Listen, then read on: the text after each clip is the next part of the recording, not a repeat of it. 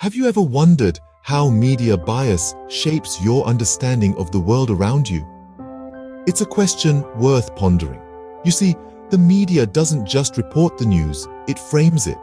It tells us what to focus on, how to think about it, and even influences our emotional response to it. This, in essence, is media bias. Media bias is a phenomenon that's as old as the press itself.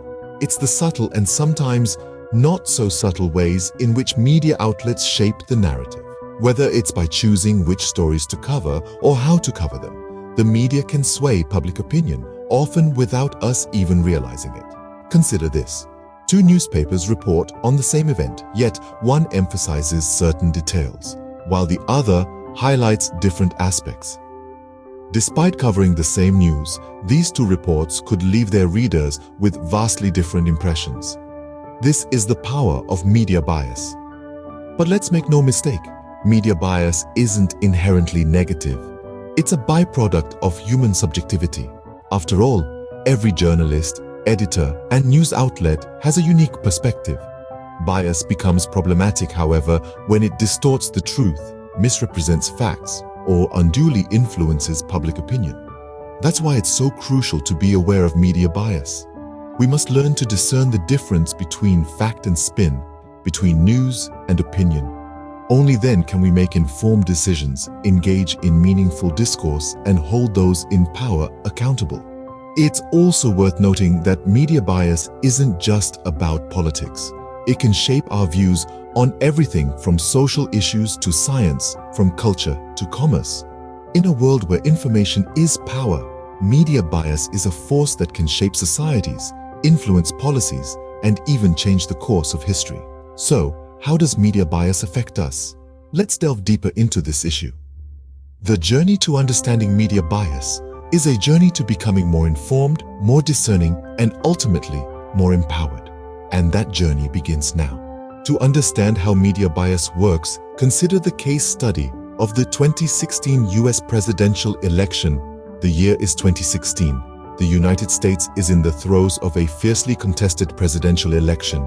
The media, as always, plays a central role in shaping public opinion. But this time, its influence is more palpable, more glaring than ever before. Traditional news outlets and social media platforms are the main stages where this political drama unfolds. Each candidate's every word, every action is scrutinized, analyzed, and often sensationalized. But not all coverage is created equal. The lens through which the media views each candidate is colored by bias, sometimes subtle, sometimes overt. Let's take a closer look. Candidate A receives extensive coverage, but it's often negative, focusing on controversies, missteps, and scandals. Candidate B, on the other hand, gets less airtime, but the coverage is generally more positive, highlighting accomplishments and policy proposals. This disparity is not accidental. It is a manifestation of media bias, the tendency for news outlets to favor one perspective over another. In this case, it results in a skewed portrayal of the candidates, influencing how the public perceives them. But media bias doesn't stop at candidate coverage. It extends to the framing of issues too. How a news outlet presents an issue, whether it's immigration, healthcare, or national security, can significantly sway public opinion. For instance, an outlet might frame immigration as a threat to national security, while another might portray it as a humanitarian issue. These differing frames can polarize public opinion, driving a wedge between different sections of society. So what's the takeaway here? Media bias, whether intentional or not, can profoundly impact public perception. It can shape the narrative of an election, influence the discourse around key issues, and ultimately sway the political pendulum in favor of one candidate over another. This case shows how media can shape public perception and influence political outcomes. Media bias doesn't just influence our perception, it can also impact our behavior. Ever heard of the spiral of silence? This fascinating theory, first proposed by German political scientist Elisabeth Noelle Neumann in the mid-20th century, suggests an intriguing aspect of human psychology and communication. The spiral of silence is all about the fear of isolation. It suggests that people are less likely to voice their opinions on public issues if they believe they are in the minority. This fear of being socially isolated or ostracized leads individuals to silence their own voices, even when they strongly believe in their stance. Imagine you're at a gathering and a contentious topic comes up. You have a different viewpoint, but you sense that yours is an unpopular opinion. According to the spiral of silence theory, you're likely to keep quiet, to avoid the discomfort of disagreement or the risk of social isolation. This becomes even more pronounced when it comes to the media. The media often portrays what it perceives to be the majority view. This representation can make those with different perspectives feel like they are in the minority, even when that's not necessarily the case. This perception can push individuals further into silence, creating a spiral effect. The media, therefore, plays a critical role in shaping this spiral. It's the echo chamber that amplifies certain voices while muting others. It's the stage that presents a skewed view of what the majority believes. It's important to recognize that this spiral is not an inevitable force. We can challenge it. We can create spaces for diverse voices to be heard, for the minority to feel safe in expressing their views. After all, isn't that the essence of a vibrant democratic society? And so, we find ourselves at the intersection of media bias and our own silence, a crossroad that demands our attention and action. The media plays a critical role in this spiral, as it often presents a skewed view of what the majority believes. But remember, your voice matters. Let's break the spiral together. Then there's the phenomenon of confirmation bias. This is a psychological term that describes our tendency to seek out and favor information that confirms our existing beliefs or ideas. We all do it. It's like having a filter in our mind that allows in only the data that agrees with our views, while rejecting anything that challenges them. Now, this might seem like an innocent habit, a harmless quirk of human nature. But when it comes to consuming news, it can have profound implications.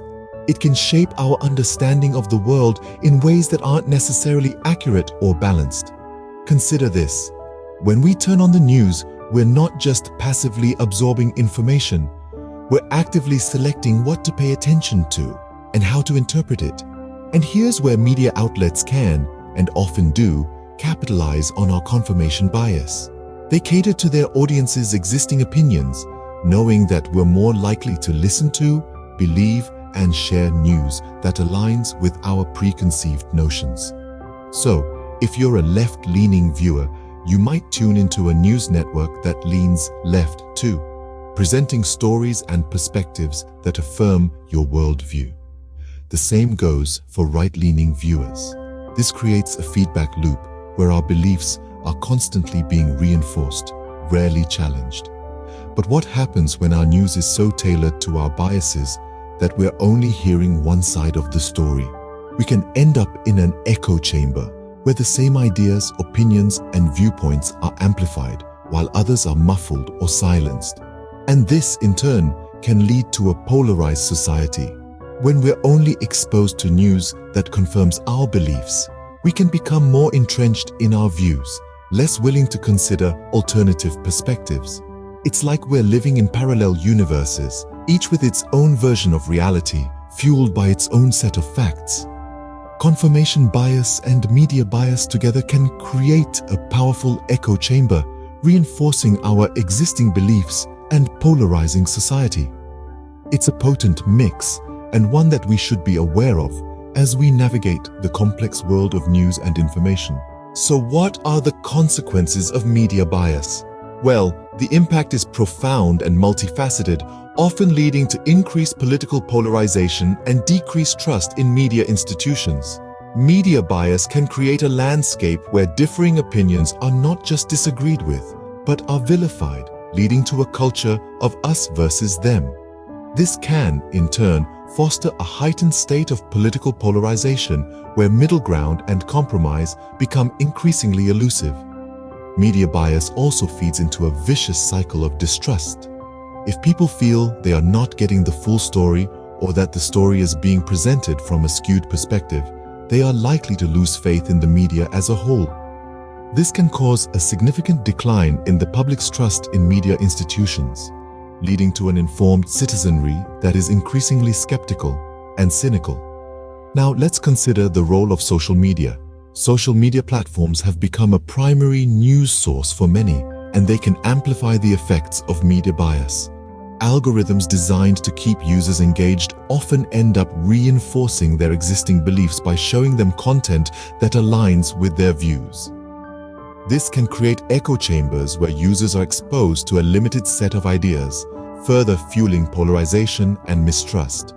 Moreover, the ease with which information, including misinformation, spreads on social media can exacerbate the impact of media bias. Misinformation or fake news can be shared and propagated rapidly, often without fact-checking or verification. This can lead to a public that is not only polarized, but also misinformed. In essence, media bias can be a catalyst for a divided and distrustful society. It can fuel political polarization, erode trust in media institutions, and in the age of social media, it can create echo chambers and spread misinformation.